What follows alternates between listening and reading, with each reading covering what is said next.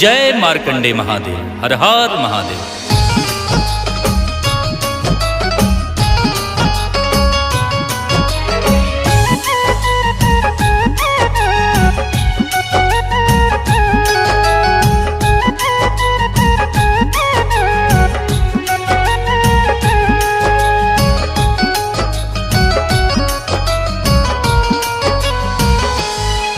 उसे काल नहीं छू पाता है हो,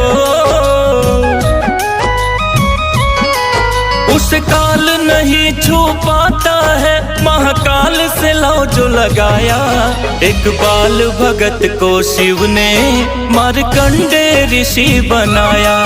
एक बाल भगत को शिव ने मार्कंडे ऋषि बनाया।